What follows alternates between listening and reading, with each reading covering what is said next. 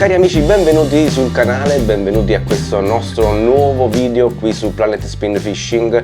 Oggi parliamo di testine piombate insieme con il nostro metodo classico che utilizziamo. Quindi ho realizzato delle JPEG, delle slide per meglio far comprendere l'argomento soprattutto a chi è agli inizi. Tuttavia ci saranno delle informazioni utili anche a chi è già tecnicamente più esperto. Nella pesca spinning moderna, che si tratti di pesca in mare, in acqua dolce, acqua salmastra, quindi in tutti gli habitat di pesca, le esche comunemente chiamate siliconiche, che non altro sono delle gomme, hanno richiesto diciamo degli approfondimenti in merito alle tipologie di innesco per realizzare delle presentazioni sempre più performanti. Quindi le esche siliconiche si sono evolute e di conseguenza anche le testine piombate. Infatti sul mercato ce ne sono davvero un'infinità. Andiamo insieme a scoprire tutti i dettagli, le caratteristiche dei modelli presenti in commercio e insieme nella parte finale di questo video capiamo anche come, quando e perché utilizzarle nelle nostre battute di pesca. Guardiamoci la sigla e poi partiamo. Vamos!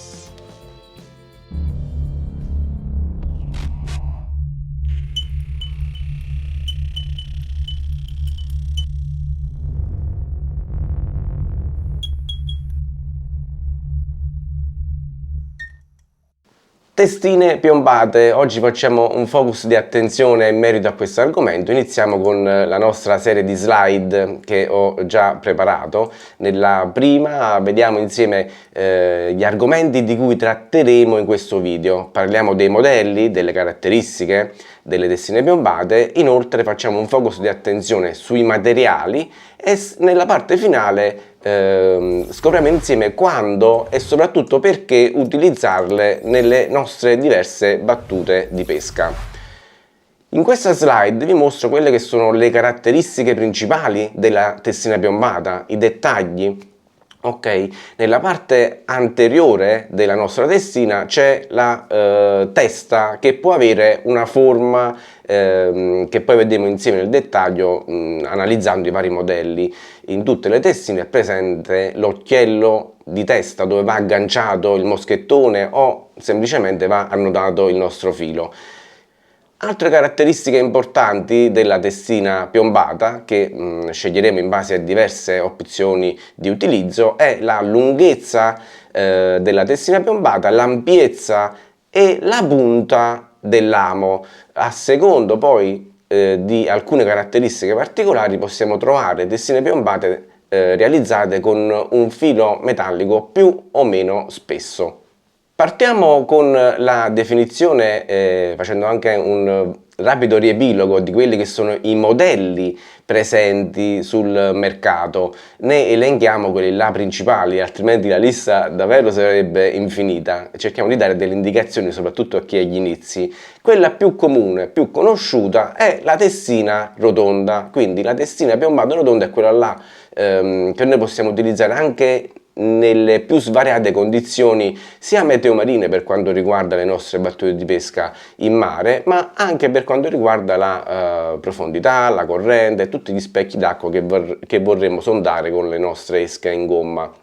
Altri modelli di comune utilizzo sono quelli a testa di pesce, c'è la testina football, quella a proiettile, ci sono le teste piatte, soprattutto per gli inneschi Ned Rig, lo sanno bene i ragazzi che praticano il bass fishing, e poi ci sono diverse testine piombate che hanno delle forme più o meno affusolate verso la testa o con il fondo piatto.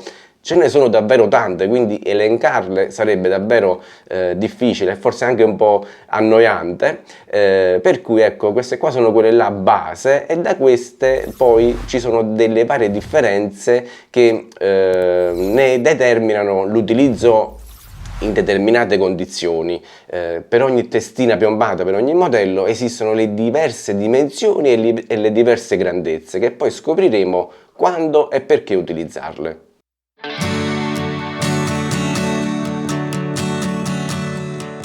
Facciamo un ulteriore approfondimento in merito alle caratteristiche della testina piombata. Abbiamo già visto nella slide precedente che le caratteristiche principali sono lo spessore del filo, la lunghezza, l'ampiezza, la grandezza, il peso, il tipo di amo. Infatti ne esistono alcuni ideali per innescare tipologie di esche siliconiche che necessitano di una strozzatura, quindi oltre il gambo dritto potremmo trovare degli ami offset come quello che vedete nella slide qui sotto. Altre caratteristiche che possiamo trovare nelle testine piombate sono la presenza di un antincaglio per la pesca in fondali dove è presente dello sporco, della vegetazione. Ci può essere il fermaesca che serve a evitare che l'esca sfili dalla testina magari durante l'operazione di lancio o in caso di strike. C'è la possibilità di utilizzare invece del fermaesca classico un fermaesca a vite dove l'esca va proprio avvitata su questo screw e portata fino alla testina. Inoltre ci sono testine piombate corredate di diverse zone di aggancio, quindi con occhiello multiplo noi possiamo scegliere quello ideale per la nostra presentazione e notare anche un cambiamento nella tecnica di recupero a seconda se noi scendiamo un punto di aggancio o l'altro, quindi sono tutte caratteristiche importanti che noi dobbiamo considerare in fase di acquisto. Altre caratteristiche per addentrarci nella conoscenza della testina piombata è il materiale di costruzione. Ne esistono particolarmente 4 e sono quelle in piombo le più diffuse, ma sono quelle che purtroppo hanno un impatto negativo verso l'ecosistema. Infatti il piombo non è biodegradabile e rappresenta un vero e proprio rischio per la salute del pianeta, quindi tanti brand, case produttrici stanno via via eliminando questo materiale che purtroppo è ancora quello di più comune e largamente utilizzato. Ci sono inoltre testine in tungsteno. Il tungsteno ha un peso specifico maggiore di quello del piombo, quindi nella stessa dimensione, della stessa forma della testina piombata, quella in tungsteno pesa di più di quella in piombo. Caso totalmente diverso, ci sono testine piombate in zinco. Il zinco o lo zinco ha un peso specifico minore di quello del piombo, quindi caso inverso della testina in tungsteno. Con la stessa dimensione, con la stessa forma della testina piombata, una in zinco peserà meno di una in piombo e quindi di conseguenza potremmo scegliere di utilizzarla nelle nostre diverse condizioni di pesca.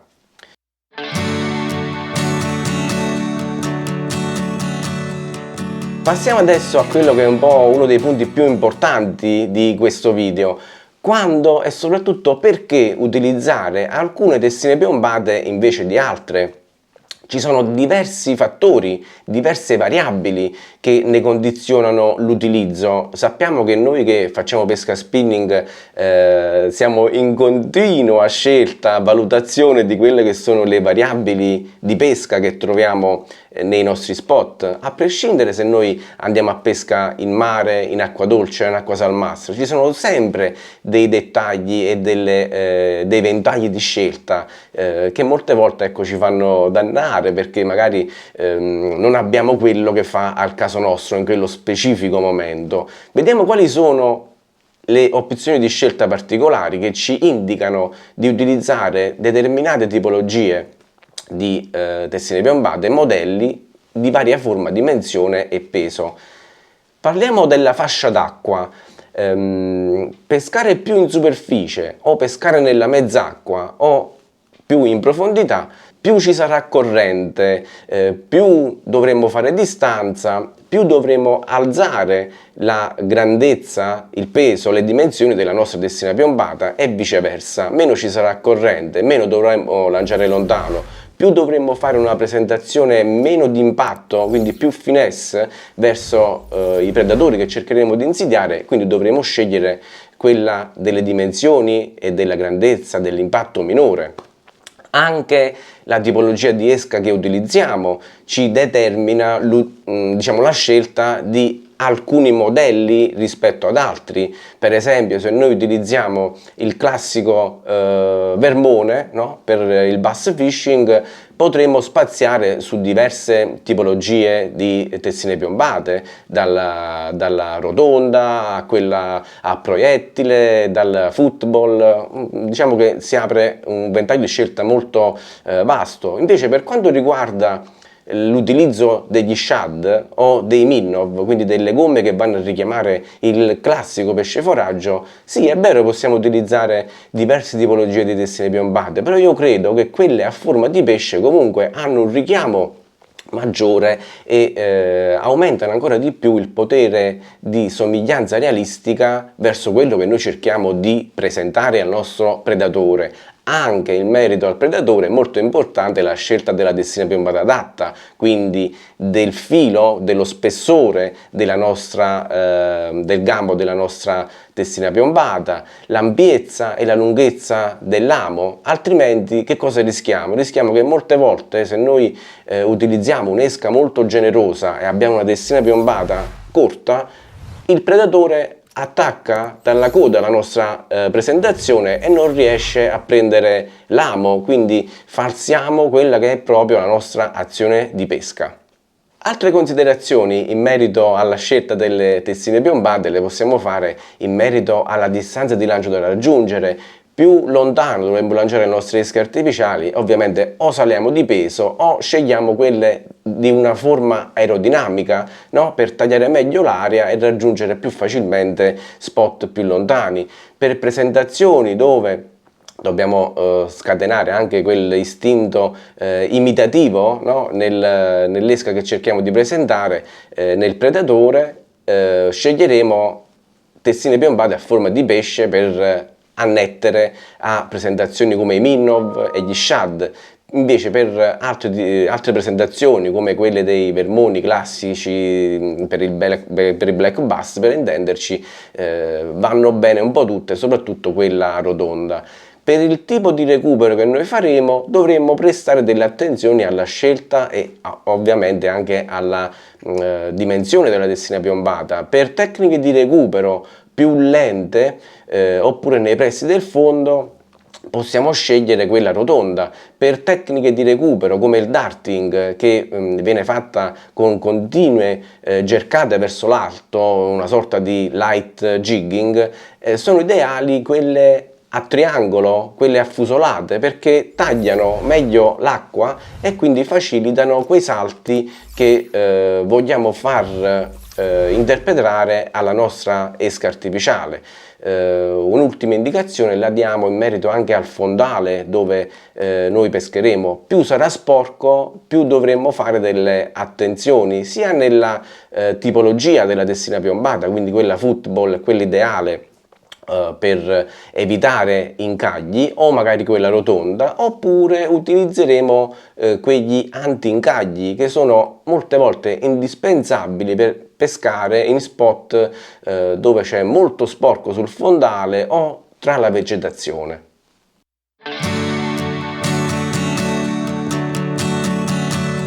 Cari amici, abbiamo fatto un primo approfondimento sulle testine piombate, spero che questo video sia stato di vostro gradimento. Scrivetemi nei dettagli se volete approfondire ancora il tema e se avete delle considerazioni in merito, sarò felice di ascoltare le vostre richieste. Ringrazio tutti voi per la visione di questo video, non dimenticatevi di iscrivervi al canale, di mettere un like se il video vi è piaciuto. E noi ci vediamo al prossimo video, sempre qui su Planet Spin Fishing.